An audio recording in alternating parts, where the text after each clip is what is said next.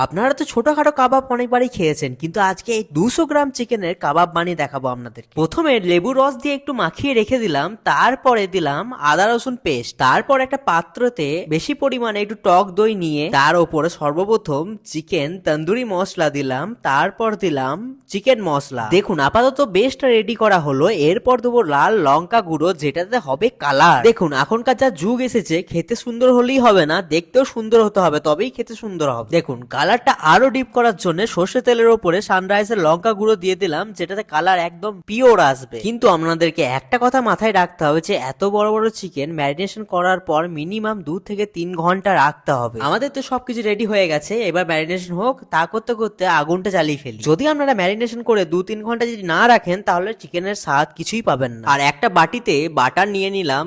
Chicken গুলো যা colour এসেছে, মনে হচ্ছে শুধু শুধুই খেয়ে নি। আগুনটা ভালোভাবে ধরে গেছে, এবার চিকেন গুলো বসিয়ে দিলাম। আর চিকেন গুলো হতে সময় তো বেশ লাগবেই। সময়ের সাথে সাথে বাটার দিয়ে ব্রাশ কিন্তু করতেই থাকবে, নয়তো কিন্তু একদম পুড়ে যাবে। এই বাটার আর চিকেনের স্মেল এত সুন্দর আসছে যে একদম মনে হচ্ছে কাঁচাই খেয়ে নি। তারপর এটা ছাড়া তো পুরোটাই অসম্পূর্ণ, তার জন্য দিয়ে দিলাম চাট মশলা একটু ওপরে ছিটিয়ে। এবার আপনাদেরকে দেখায় যে কতটা ভালো সফট হয়েছে আর কতটা ভালো সেদ্ধ হয়েছে। কিন্তু একটা সত্যি কথা বলতে, যে চিকেন ব্রেস্টের থেকে চিকেন লেগ পিসটা খেতে কিন্তু অসাধারণ ছিল। আপনারা তার জন্য চিকেন লেগ পিসের উপর ট্রাই করবেন।